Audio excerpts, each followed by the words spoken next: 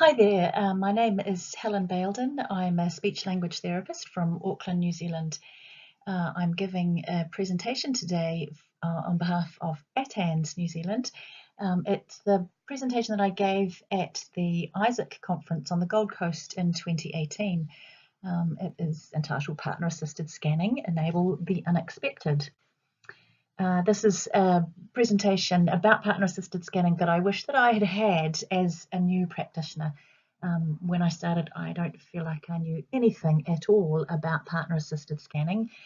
So this is going to cover some of the basics, and some of you may know a lot about this already, but hopefully you'll find something in here.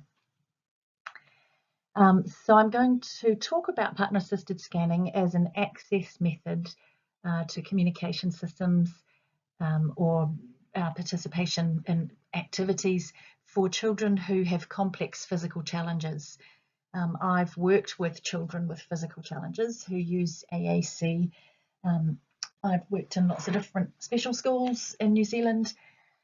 In one of the schools, the current school that I work in, actually, we have introduced POD across the school.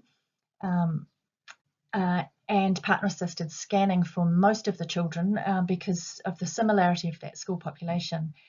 I've been doing research with children who use POD and partner-assisted scanning over the last couple of years, and so what I say today is based on my experience and research. We're going to cover the basic elements of a partner-assisted scan, the vocabulary, the presentation, and the signal from the communicator. I'll talk a little bit about how to get started, what kind of models to use, and when to start. But before I do that, I want to introduce you to a wee girl that I used to work with. Here she is. She loves animals and her friends. She loves being outside. She loves playing with water. She does have a bit of a complex social history. Her birth mother was in a violent and abusive relationship with her birth father. And after a destructive fight one night, she was born prematurely. This little girl, she stayed in intensive care for a long time, and she became attached to one of the carers who was assigned to look after her at night. The Child Protection Agency became involved with the family, and after several years of lots of backwards and forwardsing, she was adopted by her carer, and she came to our school. So this little girl has dystonic spastic quadriplegia cerebral palsy. She was given a speech generating device before I knew her, before she came along to our school. It had seemed like quite a good idea. It looked flash and can play music and access the internet. It was very expensive, so it must have been good, but this little one could not activate any of the buttons, and there wasn't really enough vocabulary on it to start with to really say much of anything. We couldn't use it outside or near water, which was where she liked to play. None of the staff at the school that we were at learned to model on it because it just weren't enough words. The battery kept dying. That was the other thing that was a big issue. And pretty soon it was relegated to the shelf. So we started again and we introduced POD, aided language modelling and partner-assisted scanning, and her language development began to take off. And today we're here to talk about partner-assisted scanning. Now, we all use scanning in our everyday lives, and when we look at or listen to a list of choices before we make a selection, then we're scanning. So if you've ever been to Subway and looked at all of those different options to put in your bun, you look at the options, you're visually scanning what you can get, and then your Subway sandwich artist is a skilled partner with you, and they watch you and they listen to you, and you point and nod. You nod at the meat, the cheese, the salad, onions, jalapenos, the different sauces, and together you construct a perfect filled roll. Partner-assisted scanning is much like that. It's a strategy where a skilled partner assists by presenting vocabulary and then they observe and respond to you, to a signal from the communicator to co-construct a message. The vocabulary that needs to be presented, now I'm talking here about AAC devices, needs to be comprehensive and robust. When we communicate, we ourselves communicate, we select from a vast array of words that are stored in our heads. And likewise, we need to provide our, the people we work with complex communication needs, we need to give them a generous array of words or symbols or phrases to select from. That's my little plug for robust AAC vocabulary. So the vocab needs to present a range of parts of speech and allow the communicator, the person communicating, to communicate with us for a range of different reasons and different functions. There need to be core words and fringe words in the system. Kids say the darndest things, but they need to have access to the vocabulary to be able to say them. If you only were given salad and bread at Subway, then you could only order a salad roll. It's the variety that allows you to have something that's tasty. So partner-assisted scanning, though, it can be used to make choices and increase participation without a robust AAC system. So the principles are the same, it's just that the vocab is more limited. So sometimes at school we offer choices, say for example which storybook you want to read, or which colour paint you want to use, or what colour glitter you might like to use in an art activity, what you want to put in your smoothie first when you're cooking. And we asked the kids, we give them those choices and ask them what they want to choose. The vocabulary items need to support the sensory needs of the communicator. They could be visual symbols, auditory words or phrases, or they could be tactile objects, tactile symbols, or a combination. You need to know who you're working with. You need to know the child or the adult and what they need. And sometimes you need to try out different types of symbols to figure out what catches their attention, what works best for them, and it helps them to concentrate on looking or listening and learning. As many of you know, people with people with complex physical and sensory needs, it can change across a single day or even a single hour, just depending on what's going on for them. For people, we need to offer items one at a time. In this example here, what flavour do you want in your, what flavour yogurt would you like in your lunchbox today? Apple custard? You're telling me no. Chocolate pudding? Telling me no. Strawberry? Telling me yes. So for others though, so that's an example of item by item. For others, we can present items a whole column, so apple custard, chocolate or strawberry. Yes, you want one of those. Or we can select, offer them a section of a page and then a column before we break it down into single items. And in everyday life, if you've ever watched anything on iTunes or Netflix, it's a great example of group item scanning. And we switch through the categories with our remote controls till we find something that inspires us. We switch through each option in that category. We reject the ones we don't want and we choose the one we do. Now, group item scanning it allows you to offer a whole lot more vocabulary, and it's much more efficient. It's an efficient way of offering a lot of vocabulary, but the person who is making the selection needs to hold a lot more information in their head, and that can be a challenge for some of our kids. So we present items according to the sensory needs of our learners. We determine how many items to offer in a scan, how many items at a time. I often have to do lots of trials. It's a trial and error with early language learners, particularly, to work out what's best for them. sometimes I try something and nothing seems to work, so I have to start somewhere. And for some of our kids, they need a lot of time to learn. And also, I guess in that well-known AAC Catch-22, you often can't tell what receptive language level a person has until they have access to language. And they can't have access to language till you can tell what level they need. But you have to start somewhere. If in doubt, start quite simply, and a communicator may show you that they know it, and then you can move up.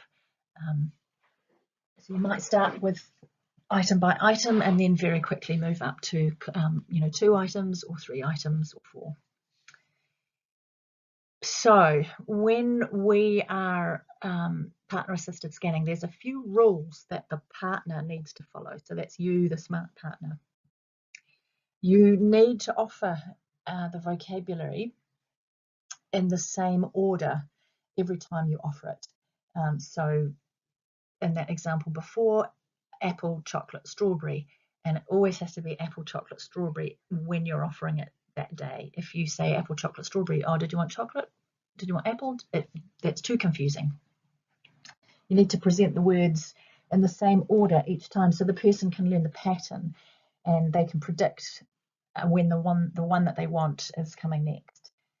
It takes up way less working memory to do that. If you're offering colours for painting, for example, or storybooks, you need to go through the list a couple of times to give the person a chance to learn what's on offer. But you have to go through the list in the same order each time. And also, it's a good idea to remember to offer a none of those option. So if a child doesn't give you a response, it may not mean that they can't respond. It may mean that they didn't want any of those. The next rule that you need to follow when you're partner assisted scanning is that when you speak a scan, you need to speak in a monotone or a scan voice, which is different from your regular conversational voice. An even monotone is quite a good idea. And this cues the person that it's their turn to talk. So your chatting voice is when you're chatting, but your scan voice is when they are chatting. A monotone supports them to process just the words that they need to make a message without having to make sense of all of your intonation. Last rule that I want to mention in this section is that we need to cut out all the background chat and the questions. Oh, is that the one you want? Is this the pink one? Pink's your favourite. Oh, do you want pink? It's really, really hard work creating a message with partner assisted scanning. We need to provide really the best possible circumstances for the people who are communicating in order to make their message, and any extra words or questions make it really, really difficult. They have to process those words, and it's more difficult when they're processing to concentrate on the message that they're creating. So when it's their turn, keep it to their turn. So the next ingredient, so we had the vocabulary, the next ingredient is the signal. The signal is the way that our communicators tell us that that's the one I want. I want to pick that.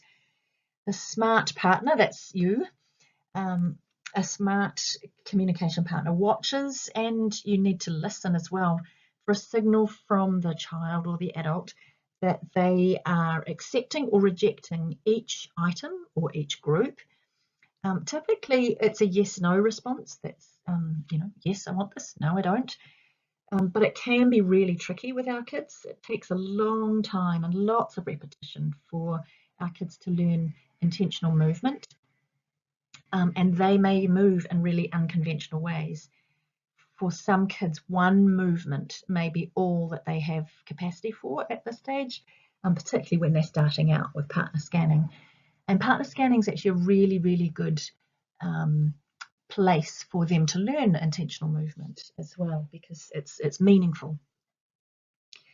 So a child might smile or blink or raise an eyebrow or look at you to respond and to signal their intent. But don't forget that for kids with complex needs, pain and health issues, positioning, and all have an impact on their responses.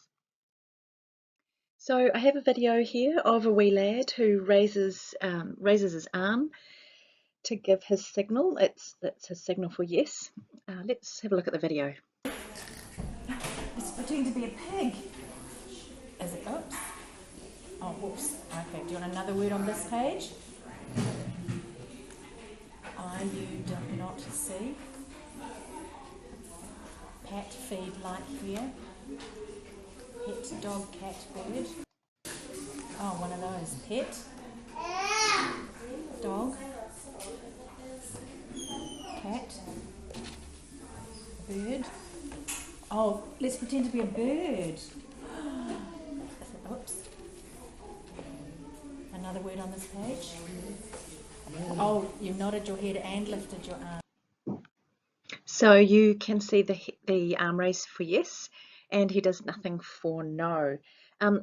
A scan with a signal like that can take longer than having two movements, and it can create a little bit of confusion. If you wait too long, they signal again, or if you don't wait long enough, it can be a little bit confusing, and it can cause some communication partners to be a lot less confident.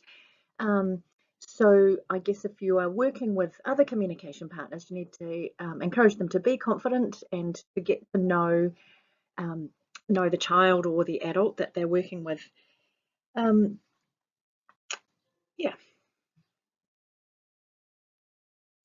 So you can access a communication system with one signal. One signal is enough. You could also see in that video, or you may have been able to see that that wee boy had a head nod at the end to signal yes as well. And where it's possible, it's a really good idea to work on conventional movements for yes and no. So I would work on that head nod in a less cognitively demanding activity than creating language. And when the head nod becomes automatic, I would combine it with language creation and put it in expect him to use it with a scan, and he may become more likely to use it with a scan as it becomes more automatic for him. So one of the ways that we work on creating that conventional movement for yes and no is we have yes and no symbols, and we would put the yes symbol and the no symbol in quite a strategic place to encourage that movement. So we would put a yes symbol above a child's in front of their face, just above the line of sight for yes, so they have to look up for a yes, and then the no symbol would be to the side of their head in their peripheral vision, so that they have to turn their head left or right to look at no or to signal no. Some children who have vision difficulties or who have CVI, you may want to just flick the symbol, little kind of movement or a little wobble, a little shake of the movement, shake of the symbol to get their vision, to get them to notice the symbol. A little auditory feedback just helps them work out where you want them to move their head to. And then if you don't have the symbols, if you've removed the symbols, then that's still that head, the head movement up looks like a nod, and the head movement to the side looks like a shake.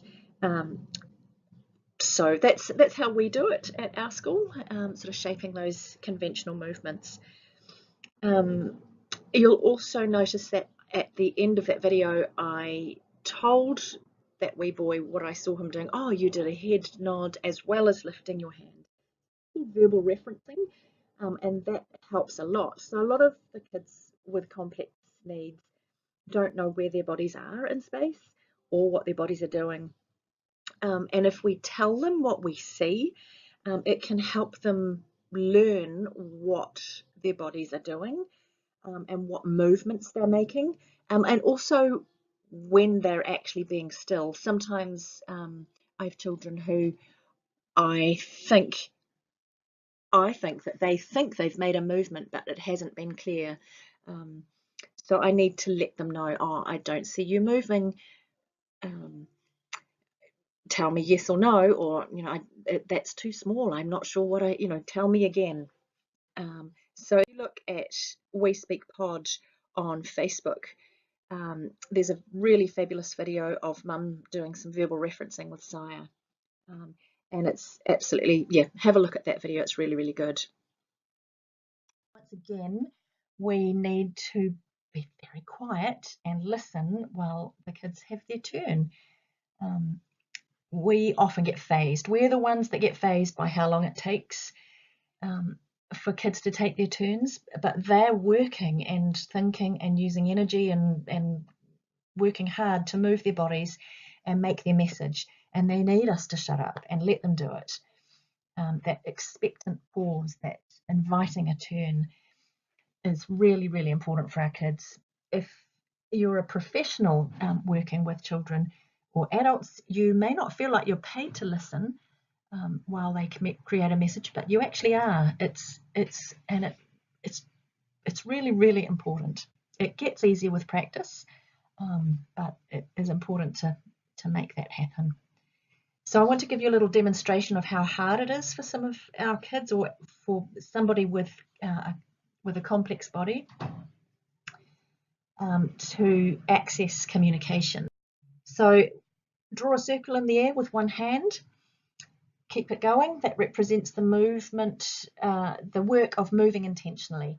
If you have complex physical challenges, sometimes your circle gets a bit wonky and you get a bit tired, but it's roughly a circle. So that's moving to communicate. It might be switching or nodding or raising your hand. Now, so you can put that hand down, and with the other hand, I want you to make a triangle. And that represents the cognitive work of making a message. So making a linguistic message with AAC, I guess. So, working out what vocabulary you need, where it is in your device, how to get there, thinking of a message, and working out how to say it in the system. Now, if you put those two together, it is really, really difficult. And you'll see very quickly that it's better to concentrate on one thing at a time. And just as a side note, if you're a parent out there with a teen who's learning to drive, the circle is driving and the triangle is texting, and they never go together. So we use partner-assisted scanning so that kids can focus on developing linguistic and social skills, but with little demand on their physical skills, so their physical for switching or accessing with their hands. And where do we start with partner-assisted scanning? And ideally, we start everywhere. You start in real and natural situations and activities. You start at the beach, you read a book, you do some cooking or some messy play, or getting dressed. If it's too overwhelming to start everywhere, then just start somewhere. Start, in one activity in a day, and build up as you gain confidence. Oh, I'll just keep that. No. Move on. So when do you start? You start now, as soon as possible. The only criteria for AAC intervention is breathing. You don't wait for kids to prove that they're ready. You don't wait for them to show you object permanence. You don't wait for cause and effect. You don't wait till they get their yes/no questions right before you give them access to language.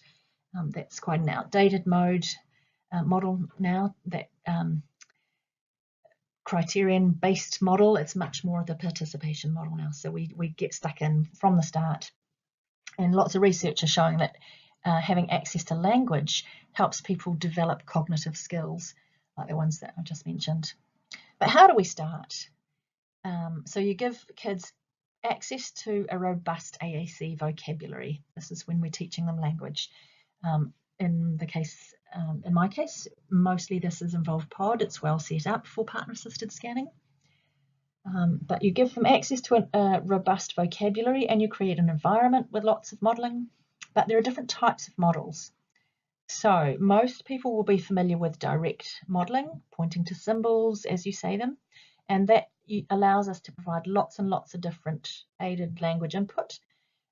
Across a day, it's reasonably fast. It does slow us down, but it's relatively quick. But we also need to do partial models and full models so that the kids or adults who partner scan can learn how they can construct a message.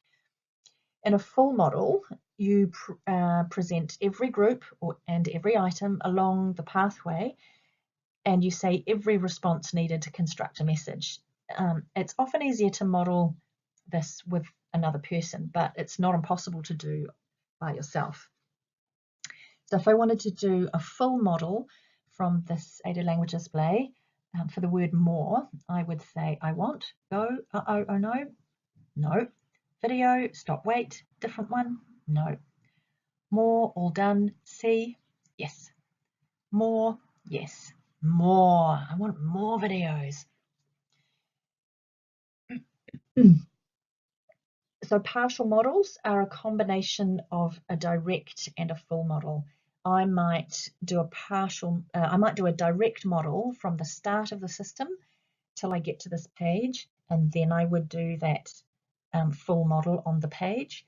If I only had one page like this, a partial model would look like modeling just that column. More, all done, see, yes, more, yes. So you're partially modeling how to construct that message. It shows not only how to construct a message, but that communicating in that way is valid and meaningful, and people will listen. The other thing that's really important for kids with complex physical needs is to model a way for them to initiate a turn. Children or adults often need to see and hear this explicitly. I have something to say, I look at you, I look at my book, I look back at you. Or I have something to say, I look at you, I use my voice. So they need to have a way to initiate, and often they don't know how to do that, so we need to teach them. One of the most important things that the research that I've been doing has taught me is how much extra time the kids need to initiate or take a turn, and we need to provide that. Sometimes it's up to 30 seconds, 45 seconds. It's a really long time to be quiet. But if we pause expectantly and invite them to take a turn, then more often they will.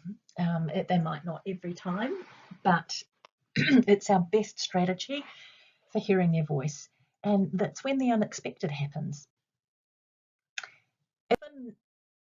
Oh, there we go. There's that slide. I'll put this in a handout at the end. So often we feel like we know what our kids want. We know, oh, I know what they mean. And it's hard to let go of assuming we just know.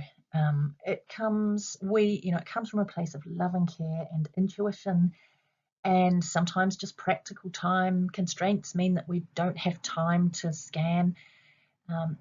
And we feel like we know what they want, but actually how often do we really know? They may tell you that they want to dress up the dog instead of going out. They may tell you that they'd take you to the moon in a rocket while they're wearing gumboots. True story. Or that their mother was pregnant. Another true story. Or they may tell you, like this sunny, friendly, good-natured kid from the start of the talk, who asked me one day during a writing session of all places, why did I break? So kids and adults, they say the most unexpected things, but they need to be given language and they need to be empowered and enabled to access it. And thank you. Now, when I gave this talk as a webinar, there was time for questions, and a few questions came up. one of those questions was, is there a rationale for doing vertical versus horizontal scanning? There's nothing in the literature particularly. I know a lot of electronic switch scanning. The items are presented row by row. When we are doing scanning with a pod, we present items column by column.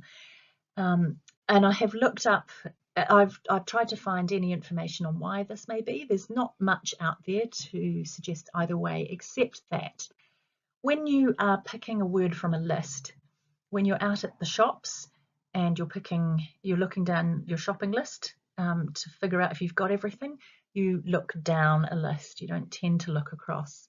It's much harder to pick from a horizontal list. And when I was talking about this with a friend who is a colleague who's a physio, she suggested that for kids with complex bodies, often moving across the midline is really, really difficult. And so if they are using their vision and are being expected to cross the midline, at which often they need to move their heads to move their eyes, that's much harder for them. And moving their heads up and down can be a lot easier. So that's my answer to that question about horizontal versus vertical scanning. If anyone out there has access to any literature that suggests one is better than the other, please post it in the comments. That would be great to know. And I think, there was another question that came up about would you simplify a partner scan for children who are beginning communicators versus people who are further down their communication journey? No, is my short answer. If you are using partner-assisted scanning, it's an access method. Either way, you need to have vocabulary presented to you and use signal in a way. Partner-assisted scanning can and does become a lot more efficient and faster with people who are familiar with each other. But certainly I wouldn't recommend changing any of the strategy for different users. The vocabulary presentation may be different and the signal may be different, but the essence is the same. So those were the two major questions that we had when I gave this as a live webinar. But other than that, I think we have finished. So thank you very much.